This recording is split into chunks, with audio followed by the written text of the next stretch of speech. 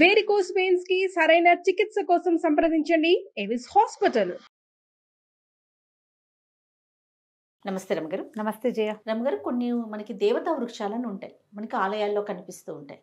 అలాంటి దేవతా వృక్షాలే మన ఇంటి దగ్గర కూడా కనిపిస్తూ ఉంటాయి. వేప చెట్టని, రావి చెట్టని, ఇలాంటివి ఆలయాల్లో అనేసరికి ప్రత్యేకమైన నియమాలు పాటిస్తూ ఉంటాం, కానీ ఇంటి దగ్గర అంత పాటించం. అంతదాకా ఇది మనకి గుర్తుండే ఉంటుంది. మీకు ప్రగతి రిసార్ట్స్లో దేవతా వృక్షాల వనం అని చెప్పి మొత్తం అన్ని వృక్షాలు మనం చూసాం. ఇట్లా కొన్ని చోట్ల చూస్తూ ఉంటాం కదా.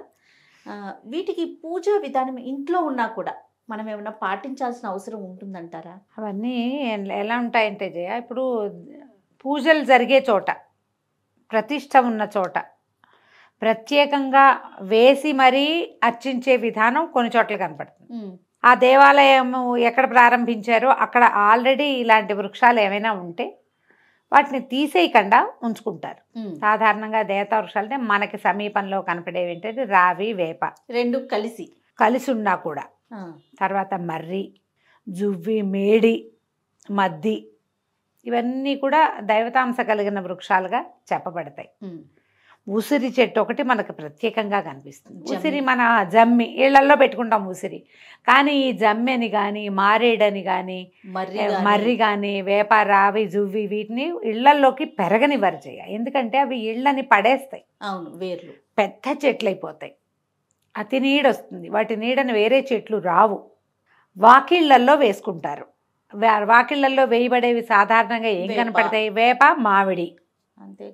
అంతే తప్పిస్తే ఈ మర్రి చెట్టు వాకిట్లో ఉంటే సరే నేను ఏం ఒప్పుకోరమ్మా. మర్రి చెట్టుకి విస్తరించే గుణం ఉంది కదా, వేప కూడా విస్తరించే గుణమే ఉంటుంది. పర్వాలేదు, ఏదో ఒక చెట్టుగా ఆ మాత్రంగానే ఉంటుంది, వేపగాలి మంచిదని. ఇప్పుడు రావి అనుకో, రావి చెట్టు అసలు ఎంత గోడనైనా పగలు తీసేస్తుంది దాని వేరు.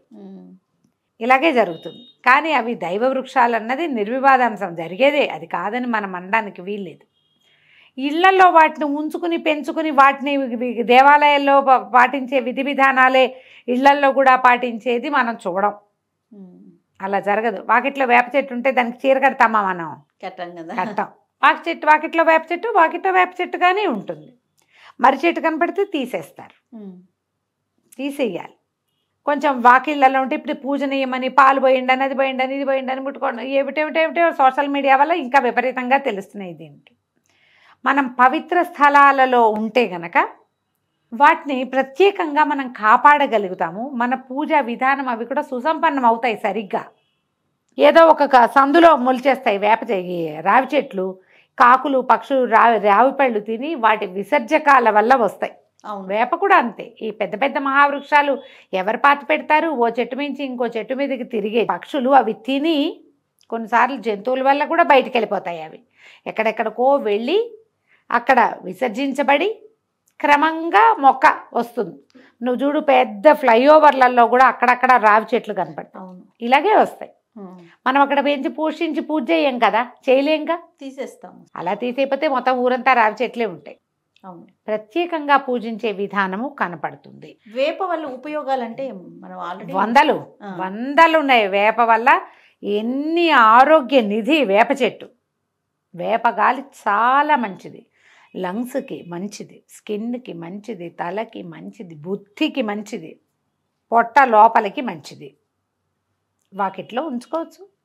వాటితోటి క్రిమిసంహారిణిగా పనిచేస్తుంది వేప.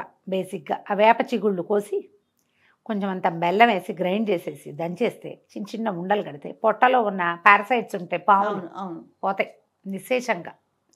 వేప పూత, సంవత్సరం అంతా వేప పూత మనం ఇప్పుడు ఎండబెట్టి అట్ట పెట్టుకుని ఏడాదంతా ప్రతి నెల ఋతువు మారినప్పుడల్లా అంత వేప పూత నేతిలో వేయించుకుని కొంచెం జీలకర్ర వేసి ఓ చిటికెడు ఇంగు వేసి కాస్త ఉప్పు వేసుకుని అన్నంలో కలుపుతుంది. చేదుగానే ఉంటుంది, చేదు కాకపోవటమే ఉండదు, కానీ పొట్టలో వచ్చే పురుగుల్ని, కొత్తగా వచ్చే అనారోగ్యాలని తగ్గిస్తుంది.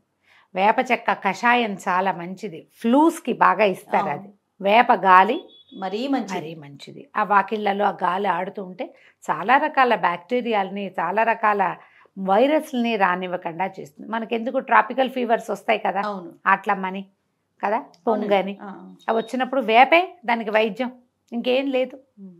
వేపతోటే చేస్తారు ట్రాపికల్ ఫీవర్స్, వేపతోటే తగ్గుతాయి.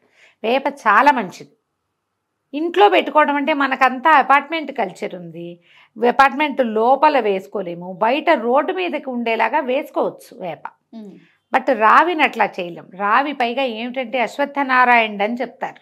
రావి విష్ణు స్వరూపం, అందుకని అది దేవాలయంలో ఉంటే పూజార్హత కలిగిన వృక్షం కాబట్టి మనం అక్కడ ఏదైనా పూజ చేసుకోవచ్చు. ఈ రావితోటి కూడా చాలా ప్రత్యేకమైన లక్షణాలు ఉన్నాయి జయ.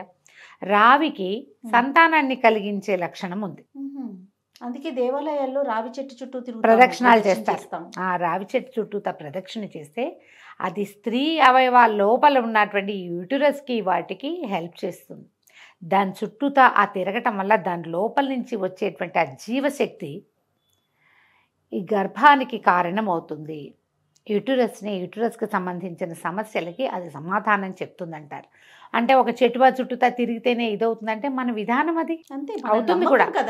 నమ్మకము, సైన్స్ కూడా అట్లా చెప్తుంది. ఇందులో మళ్ళీ మర్రి చెట్టుకు కూడా అలాంటిది వట సావిత్రి వ్రతం అని వ్రతం చేస్తారు. మర్రి చెట్టు కింద, మర్రి చెట్టుకి సంవత్సరంలో చెట్టుకే వట సావిత్రి వ్రతం. ఒక్క సంవత్సరానికి ఒక్క రోజు ఉంది. అది ఒక తాడుని చెట్టు చుట్టూతా కడతారు. ఆ తాడుని కట్టడానికి మనం తిరగాలి కదా దాని చుట్టూతా. ఆ తిరగటము మనకి మంచిది. మర్రి చెట్లు కూడా ఆరోగ్యానికి మంచివి. అలాగని ఇంట్లో పెంచుకోమని కాదు, ఎక్కడైనా కనపడ్డప్పుడు దండం పెట్టుకోవటం, దేవాలయాల్లో ఉన్నప్పుడు విధిగా నమస్కారం చేయటం, విధిగా ప్రదక్షిణ చేయటం, ఇది మంచిది. మేడి ఒకటి, దాన్ని ఏమంటారు మన మేడి అంటే దత్తాత్రేయులు వారు కూర్చునే వృక్షం, ఔదుంబరం అంటారు కదా. ఔదుంబర వృక్షం కూడా దాని చుట్టూతా ప్రదక్షిణ చేస్తే జ్ఞాన వృద్ధి కలుగుతుందని చెప్తారు. బ్రెయిన్ ఇంప్రూవ్ అవుతుంది. మనం ఇళ్లలో వాకిట్లో వీటన్నిట్లలో చూడు ఇంట్లో పెట్టుకో అని చెప్పబడింది ఏమిటి? తులసి. అంతే. తులసి గాలి మంచిది, తులసికి ప్రదక్షిణ చేసుకోవచ్చు, తులసి తీర్థం పుచ్చుకోవచ్చు, అవన్నీ ఆరోగ్యానికి మంచివి. వీటిని ఎక్కడైనా పెరిగితే పెరగనివ్వండి, బయట ఖాళీ స్థలాల్లో మంచిదే. ఇంట్లో పెట్టుకోవాల్సిందే, ఇది మంచిది కాబట్టి అలా భావించకూడదు. వీటిల్లో మనం ఇళ్లల్లో పెట్టుకోగలిగింది ఒక్క వేపే, వాకిట్లో. ఇంట్లో కాదు అది, అది కూడా బయటే. బయట, ఇంటి బయట మామూలుగా చెప్తారు. వేయబోతే వేపకొమ్మ, వేసినప్పుడు వేపకొమ్మ, తీయబోతే అసిరెమ్మ అంటారు. వేప చెట్టును తీసేటప్పుడు జేజి అందులో ఉంటుంది అమ్మవారు, తీయకూడదు అంటారు. దానికి ఏదైనా చిన్న పూజ ఏదైనా చేస్తున్నారనుకో, ఇంకా అప్పుడు అసలు తీయలేకపోతాం, పవిత్రంగా చూస్తాం. మామూలుగా చూడు ఏదైనా పూజలు చేసి అమ్మవారి నైవేద్యాలు అవి పెట్టేటప్పుడు ఒక వేపకొమ్మని పెట్టుకుంటాం. ఆమెకి ప్రతిగా ఈ మన గ్రామశక్తులు ఉంటాయి కదా, ఆ గ్రామదేవతలు, వారిని వేపకొమ్మలో చూసుకుంటాం. అవును, మంచి మాటే, కానీ ఇదే ఆలోచనగా చేయక్కర్లేదు. రైట్. ఎక్కడైనా దేవాలయానికి వెళ్ళినప్పుడు అక్కడ ఒక రావి చెట్టు ఉంటే మీకు సంతానం ఉన్నా లేకపోయినా ప్రదక్షిణ, రావి చెట్టుకి ప్రదక్షిణ చేయండి. ముట్టుకోకూడదు రావి చెట్టు. చెట్లు పట్టేసుకొని తల ఆనించకూడదు, చేస్తూ ఉంటాం. ముట్టుకోకూడదు రావి చెట్టుని, చుట్టూతా ప్రదక్షిణ చెయ్యాలి. ఆ తాడు కట్టేటప్పుడు కూడా అట్లాగే ఒక్క చోటే ముడేస్తారు, ఒక్కసారే ముట్టుకోవటం, తర్వాత దాని చుట్టూతా తిరుగుతారు. మీరు ఒట్టిగా ప్రదక్షిణ చేయండి, ఆరోగ్యానికి మంచిది.